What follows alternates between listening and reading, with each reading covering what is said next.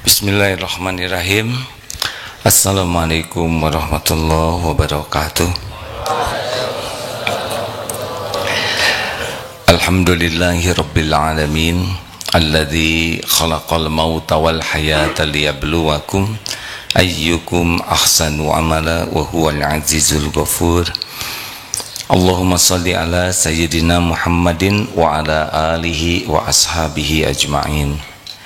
Semoga Allah mengaruniakan kepada kita akhlakul karimah, karena timbangan terberat di akhirat nanti adalah akhlak yang dibangkitkan ketika di yaumul kiamah nanti. Yang dibangkitkan yang paling dekat dengan Rasulullah SAW adalah yang paling baik akhlaknya.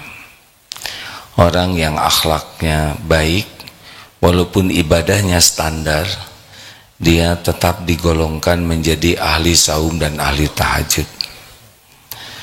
Oleh karena itulah kita harus meminta kepada Allah dengan sungguh-sungguh agar diberikan akhlak yang baik. Allahumma hdini li ahsanil akhlak, la yahdi li ahsaniha illa anta, wasrif anni sayyi'aha, la yasrifu anni sayyi'aha illa anta. Ya Allah, tunjukkan kepadaku akhlak yang mulia, tidak ada yang dapat menunjukkannya selain Engkau, dan palingkan dariku akhlak yang buruk, tidak ada yang dapat memalingkannya selain Engkau. Allahumma ati nafsi taqwaha wa zakkiha, anta khairu man zakaha, anta waliyuha wa maulaha. Ya Allah, limpahkan kepadaku, anugerahkan kepadaku jiwa yang takwa. Bersihkan jiwa ini. Engkaulah sebaik-baik yang kuasa membersihkannya. Engkaulah pelindung dan penolong jiwa ini. Harus minta, karena yang bisa membuat kita berakhlak baik adalah Allah. Pertama, kita bertekad memiliki akhlakul karimah. Mungkin harta tidak banyak dititipkan, jabatan tidak tinggi, gelar tidak panjang, penampilan biasa saja, tapi kalau sudah diberi akhlakul karimah, maka dia diberi kebahagiaan. Karena orang yang bahagia di dunia ini adalah orang yang berakhlak mulia. Makin baik akhlaknya, pasti makin bahagia. Kenapa? Orang yang akhlaknya baik pasti bahagia, karena akhlak itu berbanding lurus dengan iman. Makin kuat iman, akhlaknya makin baik. Dan akhlak yang baik itu amal soleh. Sedangkan kunci hidup bahagia itu dua, iman dan amal soleh. Makin kuat iman, akhlak makin baik. Makanya kalau kita ingin bahagia, ingin mulia, ingin selamat, maka wajib bagi kita berjuang keras memiliki akhlak yang mulia.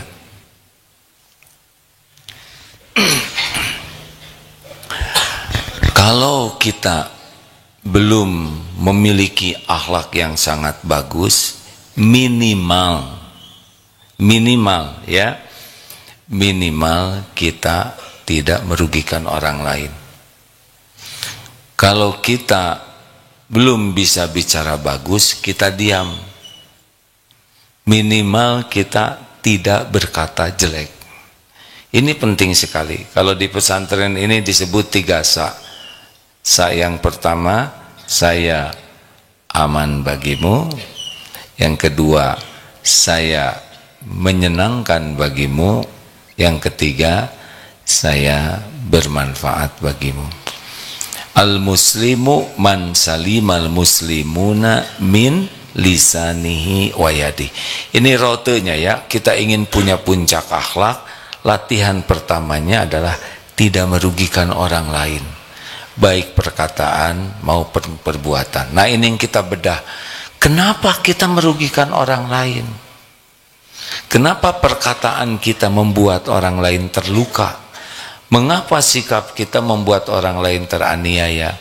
Penyebabnya adalah tidak bisa mengendalikan emosi. Maka penting sekali bagi orang yang ingin memiliki akhlakul karimah adalah sekuat tenaga menjadi orang yang bisa mengendalikan amarahnya. Kita sudah sangat sering membahas bahwa salah satu ciri orang takwa, orang bertakwa itu adalah orang yang kedudukannya tinggi di sisi Allah. Inna akramakum indallahi atqakum. Sesungguhnya yang paling mulia di antaramu di sisi Allah adalah yang paling takwa. Jalan keluar itu akan diberikan kepada orang yang bertakwa. Pertolongan yang tidak diduga-duga akan dilimpahkan kepada orang yang bertakwa. Cirinya diantaranya ahli takwa itu menahan amarah. Jadi luar biasa. Ini adalah sangat penting bagi kita untuk memiliki sifat, dua sifat ini, hilm dan al-anah.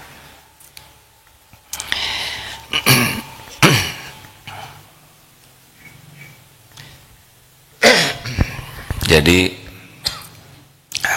ada sahabat Nabi, inna fika khoslataini yuhibbuhumallah, sesungguhnya engkau memiliki dua sifat, dua akhlak yang dicintai oleh Allah, al-hilm wal anah, yaitu mampu mengendalikan emosi dan tidak tergesa-gesa. Ini dua target awal supaya kita tidak merugikan orang lain. Mengapa orang mudah marah? Biasanya orang marah itu ketika menghadapi sesuatu yang tidak cocok dengan keinginannya, tidak cocok dengan harapannya. Itu timbul marah, timbul rasa tidak suka, kemudian diekspresikan ketidaksukaannya itu dalam bentuk kemarahan. Kalau kita lihat orang yang marah seperti apa, kita lihat orang yang marah itu raut mukanya saja hilang keindahannya. Yang pertama diambil dari seorang pemarah itu adalah ketenangan hatinya, cabut, mendidih, galau di sini, benar? Menggelora kemarahan. Kemudian dicabut keindahan rupanya. Jadi buruk saja. Pemarah itu sedemikian rupa jauh dari wajah yang indah. Walaupun mungkin ganteng, walaupun mungkin rupawan, cantik, tapi kalau sudah marah, dibuat oleh Allah wajahnya tuh jadi jelek. Kemudian kita lihat lagi bagaimana kata-kata orang yang marah. Seperti orang yang tidak berpendidikan, kasar, kotor, bahkan nama binatang keluar, sumpah serapah, sangat turun derajatnya itu. Jadi kalau orang sudah marah, tidak berkualitas sekali tutur katanya itu. Kenapa? Karena orang yang marah, akalnya itu nyaris tidak berfungsi dengan baik, turun, ngedrop. Akal sehat itu kemampuan memilih kata-kata jatuh, kemampuan bisa memilih sikap yang baik jatuh. Jadi yang ada nafsu saja, dan nafsu ini adalah kendaraannya setan. Jadi seorang pemarah itu nyaris dia tidak punya pertahanan untuk menolak tipu daya setan. Jadi apa yang setan bisikan keluar dari mulutnya. Bisa bicara begini, dasar anak setan, gitu. Berarti dia setan orang tuanya, ya. Silakan perhatikan bagaimana orang yang marah drop sekali kualitas akal sehatnya. Benar? Sudah wajahnya tidak baik, akal sehatnya tidak baik, hatinya juga menjadi sangat tidak baik. Apa hatinya? zolim. Jadi kecenderungan orang yang marah itu adalah ingin puas dengan menyakiti orang lain. Dan nafsu itu seperti meminum air laut. Makin nafsu, makin haus. Jadi tidak ada puasnya menyakiti. Pertama dengan melotot, lama-lama dengan kata-kata, lama-lama memukul, tidak cukup memukul, membanting, menganiaya. Begitulah marah. Kalaupun mau ngambil keputusan, pergi dari sini, saya tidak mau lagi, keluar. Wah, begitulah. Kalau yang tidak berani ke orang, baik kalau gitu saya akan keluar dari sini. Nanti nyesel aja, nggak dapat lagi kerjaan. Saya akan pergi dari rumah ini. Keluar, nggak ada rumah yang lain. Sudah pisah kita ini, jatuh talak. Makanya pemarah itu benar-benar sifat yang harus sangat kita hindari. Kalau kita sulit berbuat baik yang banyak, minimal jangan jadi pemarah. Tidak ada kerennya sama sekali jadi seorang pemarah. Karena menurut Rasulullah SAW, orang yang perkasa itu alladzi yamliku nafsahu indal ghadab. Orang yang perkasa itu yang bisa mengendalikan amarahnya. Berarti orang-orang yang pemarah itu orang-orang yang lemah. Tidak ada kerennya. Tidak ada kerennya. Orang yang pemarah hidupnya tidak akan bahagia. Dia akan terus tersiksa oleh kebencian, kemarahan, kedendaman. Dan itu membuat dia tidak bisa menikmati apapun. Rumahnya, tempat tidurnya, makanannya. Dan orang yang pemarah itu, aura jeleknya itu memancar. Nyaris kita ini tidak ada satupun yang suka kepada pemarah. Benar? Tidak ada. Karena kenapa tidak suka kepada pemarah? Karena pemarah itu pasti menyakiti. Menyakiti. Bisa verbal, bisa non-verbal, bisa tulisan. Pemarah itu kecenderungannya menyakiti. Kalau dia berkata, dia akan memilih kata-kata yang sangat melukai. Ya. Kalau dia melakukan tindakannya yang melukai. Kalau dia mengambil keputusannya yang paling melukai. Begitulah marah itu.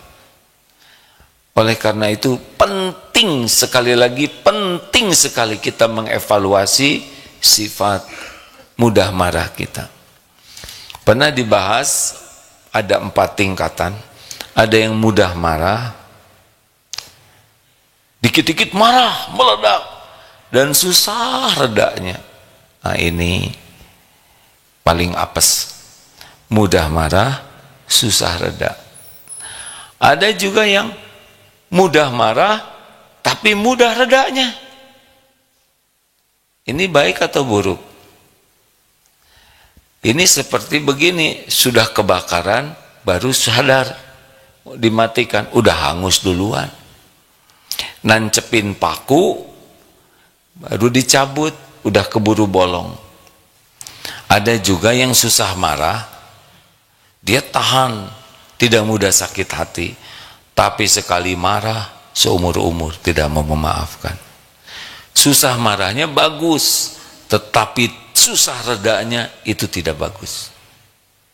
Yang terbaik adalah sulit marah, maaf mungkin kata-kata ini kurang pas, dia bisa menahan diri untuk tidak marah. Dan ketika dia marah, marahnya dengan niat yang benar, cara yang benar, dengan tujuan yang benar, dan cepat redanya. Ini yang paling bagus. Sekali lagi, orang-orang yang pemarah itu orang-orang yang lemah, orang-orang yang menderita, orang-orang yang tidak disukai. Kita tidak punya pilihan, harus menjadi orang yang bisa mengendalikan amarah. Ini harus jadi target dalam hidup kita, prioritas. Mengapa? Karena kalau kita pemarah, kita akan seperti ember yang kita berusaha masukin air dengan sholat, saum, tahajud, sedekah, tapi di bawahnya ada bolong besar, habis. Tidak cukup kita mengamalkan sunnah Nabi ibadah, tapi kita harus mengamalkan salah satu sunnah Nabi, al-hilm, al-ana, sifat hilm, bisa menahan amarah dan tidak tergesa-gesa. Jadi harus ada target dulu. Saya harus bagaimana nih? Bayangkan dirinya. Kita ingin seperti apa? Pemarah? Bayangkan ketika kita sedang emosional, keren tidak? Pahala kita habis diberikan kepada orang yang kita hina, kita sakitin. Kalau udah tidak ada pahalanya, dosa orang yang kita zolimi dipikul oleh kita di akhirat nanti. Tidak ada untungnya sama sekali. Belum lagi orang yang kita sakiti bisa putus silaturahim. Dia akan bertemu dengan orang-orang yang disakiti lagi. Tidak ada gunanya sama sekali menjadi pemarah. Kalau pedagang pemarah, nggak ada yang beli. Kalau pembeli pemarah, nggak ada yang mau jual sama dia. Kalau bertengkar terus, suami pemarah, istri pengen dipulangin ke rumahnya. Kalau istri pemarah terus, suami nggak pulang-pulang, ya. Kalau pemimpin pemarah, namanya bukan memotivasi, tetapi memanipulasi. Jadi kalau orang nurut kepimpinan pemarah, bukan hatinya yang nurut, tapi karena terpaksa, akan menunggu waktu. Maka tidak punya pilihan. Bagi orang yang ingin bahagia, bagi orang yang ingin memiliki kemuliaan dunia akhirat, dan menjadi orang-orang yang ingin selamat, kita harus berjuang keras memiliki sifat al-hilm, hilm, dan al-ana, kemampuan mengendalikan emosi. Insya Allah sesudah ini kita coba bagaimana latihannya, ya. Jadi kalau sudah punya target, tekad, bayangkan kita tuh mau seperti apa. Mau kelihatan marah-marah atau menjadi pribadi yang dicontohkan oleh Rasulullah SAW, tenang. Coba, kita mungkin tidak bisa membayangkan seutuhnya pribadi Rasul, ya. Tapi bayangkanlah pribadi yang tenang, bisa menyimak dengan baik. Kalau ada orang bicara, simak. Tidak mudah berkomentar. Karena mudah berkomentar salah satu ciri tergesa-gesa. Tidak mudah memotong pembicaraan orang, tidak mudah celetak-celetuk. Orang yang mudah celetak-celetuk itu salah satu orang yang ciri kurang bisa mengontrol, tidak al-ana. Tenang, tapi tenang itu bukan tenang sok wibawa, bukan. Kita tidak memerlukan wibawakan diri, tidak perlu sama sekali. Kita tidak perlu acting berwibawa. Karena ada orang yang berwibawa kemudian kita pura-pura tenang. Tidak bisa. Nanti pasti akan bobol kalau tidak dari hati, karena akhlak itu dari hati. Kalau ada hal-hal yang tidak menyenangkan, baik tulisan, tayangan, tetap bisa raut mukanya tuh tenang. Bahkan ada kejadian yang menyakitkan, ada penghinaan, dia tetap bisa mengontrol dirinya.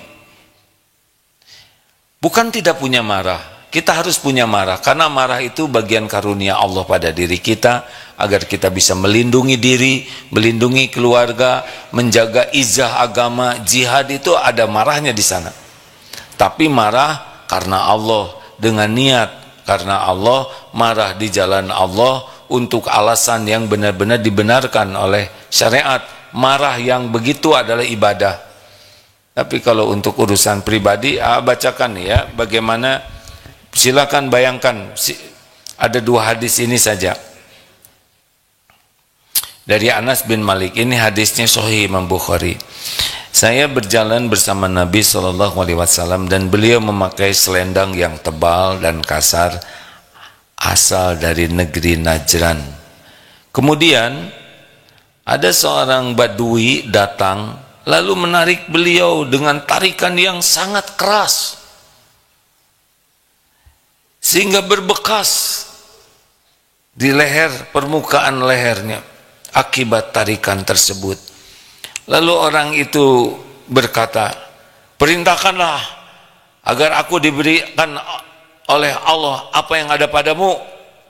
Rasulullah berpaling kepada laki-laki itu, kemudian tersenyum dan memberikan harta kepadanya. Hah, berat.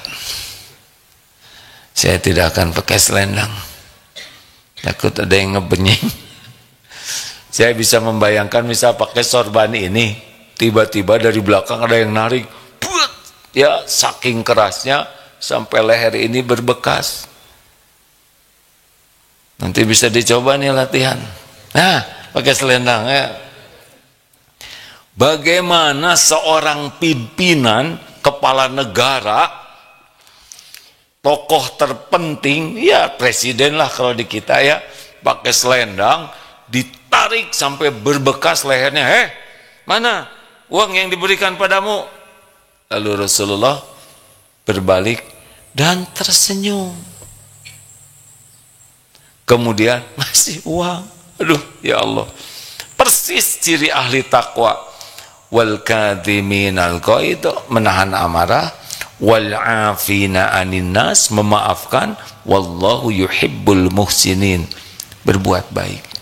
Tahan marah, maafkan, berbuat baik. Kalau kita gimana dijambak? Ya, set, set, sek, sek, sek. Senyum, senyum ini berarti sudah sangat terkendali, ya kan? Bisa terbayang tidak nih? Keren, keren banget. Akhwat, santri, maukah punya suami yang ganteng? Suatu saat nanti mau? Udah ganteng, pintar, mau? Udah gitu uangnya sangat banyak, mau? Tapi akhlaknya bejat, mau? Ya sudah, selesai. Berarti adik-adik ikhwan ada harapan, ya. Yang kurang ganteng, kurang pintar, kurang cicis, kalau akhlaknya baik, bagaimana mungkin nanti saya dapat jodoh kalau saya kurang keren? Allah yang mengatur jodoh. Itulah orang baik. Nah,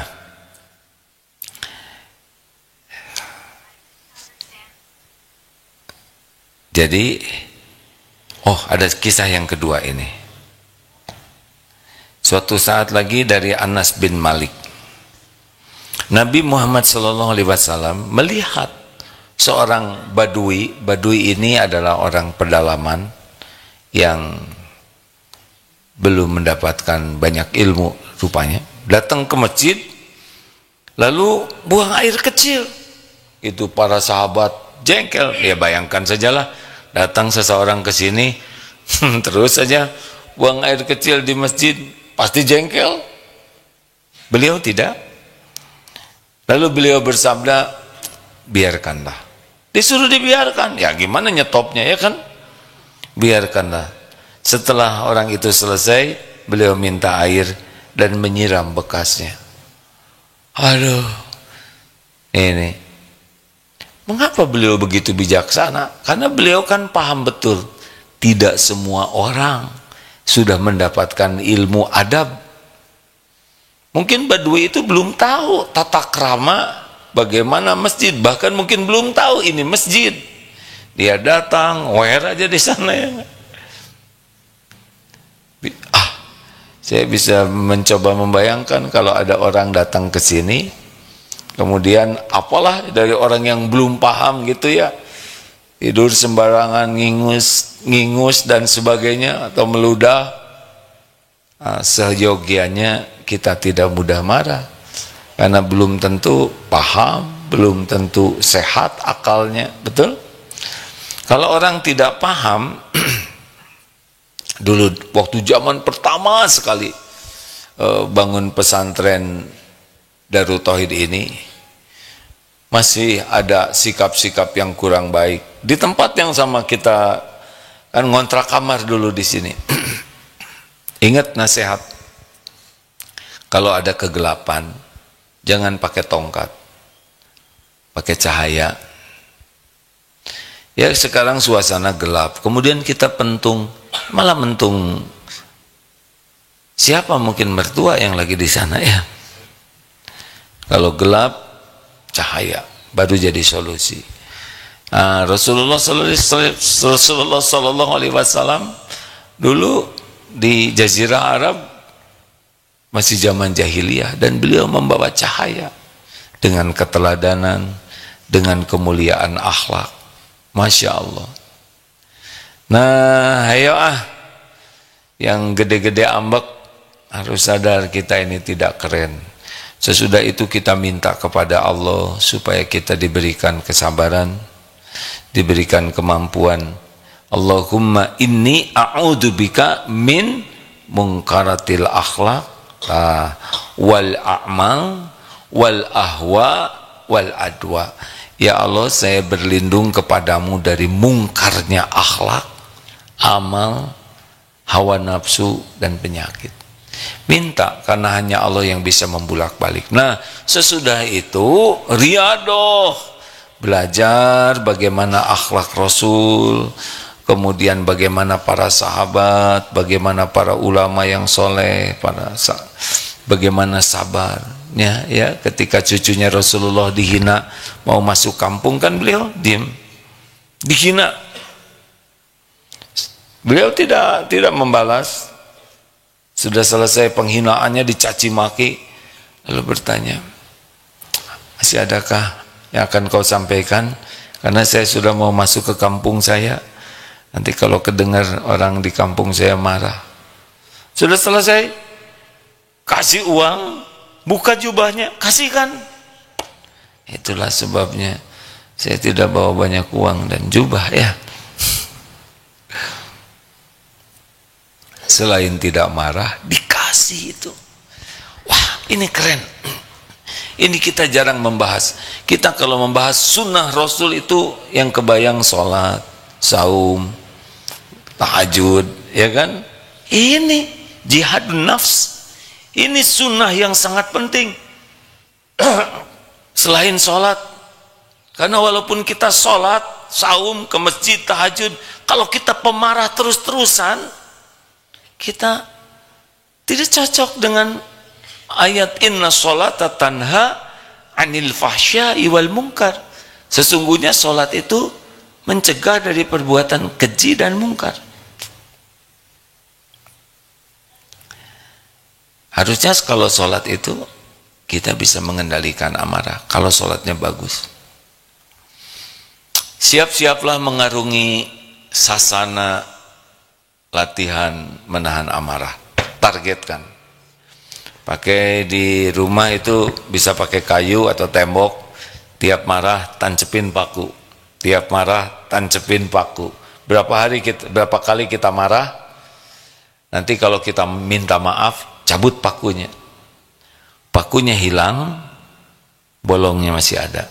Ingat ya, memaafkan dan melupakan itu beda kapling. Memaafkan bisa sekarang, melupakan luka di hati tidak mudah.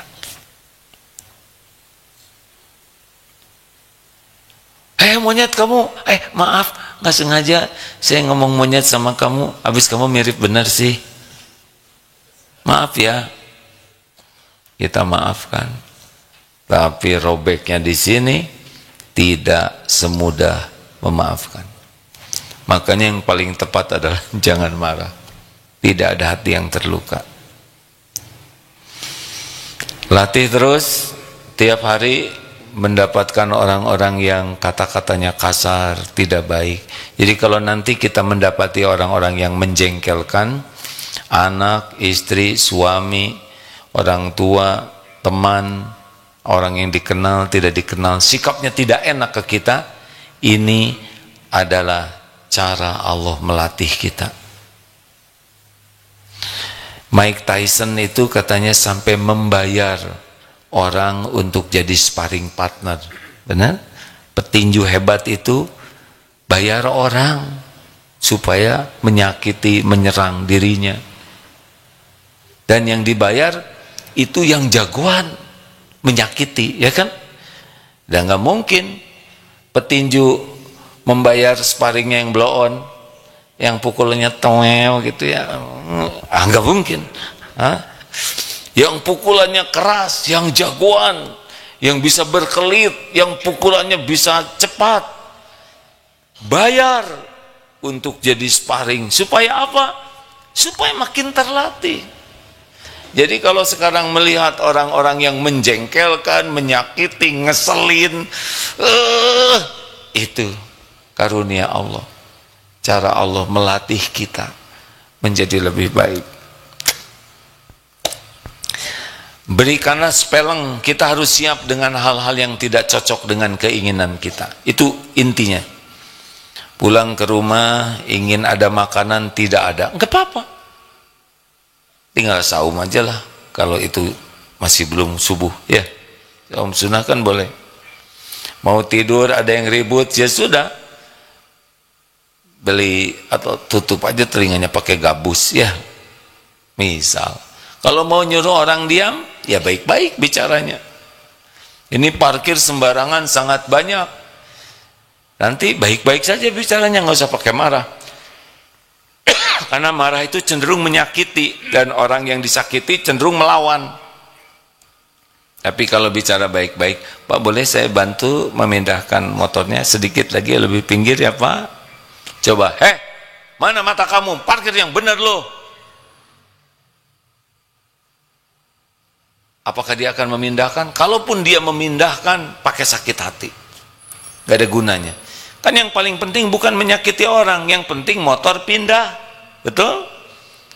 Kalau golnya motor pindah, ya udah nggak usah pakai sakit hati orang lain. Kita tetap hormati orangnya. Mungkin lagi tergesa-gesa, mungkin belum tahu aturannya, ya. Kelihatannya saudara pada bengong begini. Apa yang kepikir Pak? Suami pemarah tuh nggak keren sama sekali. Suami yang lemah. Apalagi pemimpin pemarah, bakal lebih banyak masalah. Baik, ada 15 menit untuk tukar pikiran. Silakan. Ada pertanyaan nih, kita lihat. Izin dari media sosial, ada yang bertanya. Izin dari TikTok. Assalamualaikum izin bertanya boleh enggak kita memutuskan silaturahmi agar kita tidak sakit hati Tidak usah memutuskan silaturahim, tapi jaga jarak saja. Silaturahim itu sebetulnya dengan saudara, ya intinya. Kalau misalkan orang ini kalau tiap ketemu kata-katanya tidak enak, cenderung, dan kita kalau tiap ketemu jadi kotor hati, ya sudah, tidak usah ketemu. Tidak wajib kok kita ketemu dengan setiap orang. Apalagi kalau kita masuk ke lingkungannya itu tidak baik dan kita ke bawah tidak baik, udah hijrah saja. Tidak ada niat memusuhi, tapi siapa yang menyelamatkan diri kita selain diri kita sendiri? Maaf. Lanjut. Silakan. Bismillahirrahmanirrahim. Izin bertanya tentang tadi diungkapkan oleh AA bahwa marah yang dibolehkan dalam Islam terkait urusan agama. Nah, mungkin bisa beri contoh bagaimana Rasulullah memang marah gitu ya, tapi dalam urusan agama itu seperti apa? Ya, apakah Rasul pernah marah kepada sahabat? Pernah, diantaranya ketika sholat subuh ada yang imamnya dipanjang-panjangkan. Kalau kurang akurat maaf ya, sehingga beliau menegur karena membuat orang jadi terhalang untuk tugas-tugas yang lain. Suatu saat Rasulullah juga ketika perang Hunain kan ghanimah dibagi-bagi. Ini yang marah ke sahabat ya. Ghanimah dibagi, orang-orang mu'alaf yang baru masuk dari Mekah itu dikasih kambing, unta banyak sekali. Sedangkan sahabat kaum Ansar dan Muhajirin yang dari Madinah yang sudah sengaja berperang tidak kebagian, malah pampasan perang berupa itu dikasihkan kepada orang Mekah. Sampai ada yang nyeletuk begini, oh Rasul Nabi Muhammad kalau sudah ketemu dengan kaumnya, jadi dianggap tidak adil. Tapi maaf ya kalau kurang akurat, tapi kurang lebih seperti ini. Kalau Allah dan Rasulnya dianggap tidak adil, maka maaf, alhamdulillah, kalau Allah dan Rasulnya dianggap tidak adil, maka siapa lagi yang adil? Mereka pulang membawa kambing dan unta, kalian pulang membawa Rasulullah. Coba itu, langsung nangis semuanya. Ya, yang orang Mekah pulang bawa kambing unta, orang Medina pulang dengan Rasul. Tapi kemarahan Rasulullah itu tidak pernah keluar dari kata-kata yang benar. Ya, Rasul marah dengan apa yang Allah murkai. Itu. Maka peperangan Palestina dengan Israel itu bukan marah karena nafsu, itu karena memang marah di jalan Allah, penjajahan, pencurian, pembunuhan, perampasan. Israel itu kan tidak ada sebelumnya. Mereka 75 tahun merebut, mencuri, menjajah. Kalau kemarin melakukan sesuatu itu sah sekali, seperti rumahnya dirampas, yang punya rumah berbuat sesuatu kepada yang merampas. Israel itu penjajah. Kalau kita marah ke Israel, sah, dia penjajah. Ya, apalagi sebagai umat Islam, akidah kita harus menjadikan mencintai Masjidil Aqsa bagian daripada agama. Makanya orang-orang Islam yang mendukung Israel, ya akidahnya pasti tidak sehat. Begitu? Ada lagi? Ya. Bismillahirrahmanirrahim. Assalamualaikum warahmatullahi wabarakatuh. Izin bertanya, bagaimana hukumnya kalau misalkan kita pernah berbuat dosa dengan menyakiti orang lain, apakah itu dengan sikap, ucapan atau perbuatan? Dia tahu tidak? Ya. Yang disakitinya tahu. Tahu, ya. Jadi sampai membekas, mungkin melukai mentalnya, psikisnya. Kita minta maaf nih. Misalkan sudah memaafkan orang tersebut, tapi orang tersebut karena luka mentalnya atau psikisnya sehingga teringat lagi, itu hukumnya ke kita bagaimana? Masih dosakah atau bagaimana? Ya, kita harus minta maaf. Dan kita harus memaklumi kalau orang marah itu tidak seperti membalikan tangan untuk reda. Pernah di sebuah keluarga ada suami berbuat kurang pas dan istrinya menjadi tersakiti dan tersinggung, marah. Lalu suaminya minta maaf. Terus istrinya, ayo dong maafkan. Ya, saya sudah maafkan. Kok masih tetap nggak nyaman? Terus istrinya berkata begini, untuk meredakan amarah itu tidak seperti membalikan tangan. Bersabarlah, saya tahu harus meredakan marah, tetapi perlu waktu. Bijak ya. Nah, ada kalanya seorang suami juga yang melihat istrinya tersinggung atau sebaliknya ya, marah gitu, karena ada hal yang memang salah. Ya, kita harus memahami bahwa untuk bisa reda itu tidak seperti membalikan tangan, harus ada proses dan kita menghargai proses itu. Jadi maaf ya, beri saya jarak dulu. Misal ya, ada yang saya sedang sangat tidak enak hati saya, bolehkah beri saya jarak dulu bangsa sejam 2 jam supaya saya bisa meredakan hati saya. Itu sangat baik kalau bisa dikemukakan oleh yang sedang meredakan, atau kita yang melihat orang marah memahami bahwa perlu proses. enak hidup dengan bijaksana tuh. Kalau kita marah-marah terus di sini nggak enak tuh, cenderungnya nggak enak aja. Nada juga nggak enak. Dan kitanya juga nggak bahagia. Terakhir, boleh mendekat Pak, mikrofonnya, kabelnya terbatas, maaf. Bisa jalan, bisa lari. Ya, terima kasih. Ya, terima kasih Pak. Izin nak, perkenalkan sebelumnya saya Fahmi dari Lombok. Masya Allah. Kebetulan bermalam di dekat ini ada acara studi banding. Alhamdulillah. Ya, saya izin bertanya kaitan dengan pemimpin yang suka marah. Kebetulan saya pemimpin di Lombok sebagai kepala desa. Nah, ini kaitan dengan kalau pemimpin yang suka mengotak-atik posisi bawahan ataupun staf itu dengan niat untuk memperbaiki perubahan di lembaga itu, bagaimana kira-kira Ustaz? Tapi tetap tersinggung begitu. Bapak kepala desa lalu punya kewenangan untuk mengotak-atik posisi yang staf Bapak supaya menjadi lebih baik ke lembaga, berkhidmat.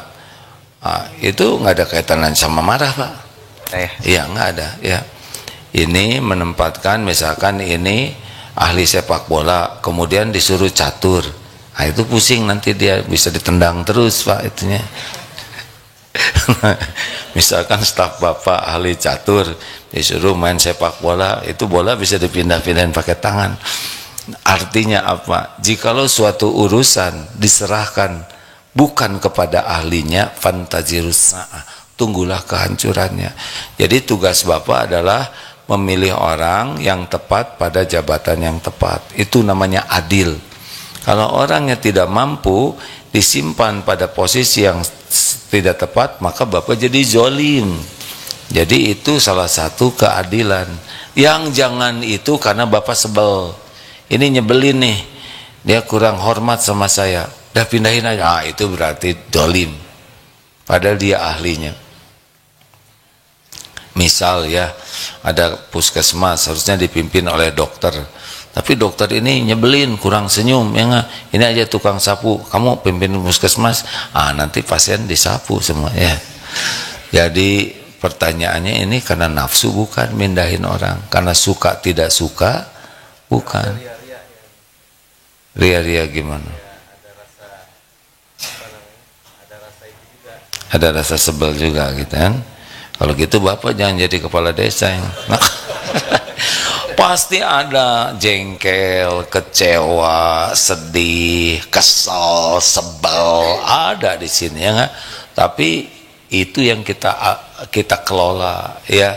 Jadi saya ngambil keputusan ini karena sebel atau bukan? Ada sebel di hati, tapi itu bukan sebagai sarana, bukan sebagai penyebab pengambilan keputusan. Harus objektif, kalau nggak zolim nanti. Gimana jadi kepala desa, enak nggak? Berapa lama sih jadi kepala desa tuh Pak? Sekali kepilih 6 tahun. Ini udah yang keberapa? Baru pertama. 6 tahun jadi kepala desa, ingat nanti di akhiratnya pertanggungjawabannya berat. Berapa banyak rakyatnya Pak di sana? Satu desa 5.000. 5.000 Bapak harus tanggung jawab di akhirat. Nanti harus dipertanggungjawabkan setiap tanda tangan, setiap keputusan. Sepertinya selesai, tapi tidak selesai di akhirat nanti. Harus jadi pemimpin yang adil. Pemimpin itu jatuh kalau dia sudah cinta dunia Pak. Pemimpin itu akan jatuh kalau dia tidak paham agama, cinta dunia, dan tidak fokus untuk memperbaiki diri. Udah jatuh itu, nunggu waktu aja. 5.000 ya, bisa dibayangkan 270 juta gimana di akhirat nanti Pak. Nah, makanya Bapak nggak usah ikut pemilihan calon presiden. Berat Pak. Dah kepala desa aja.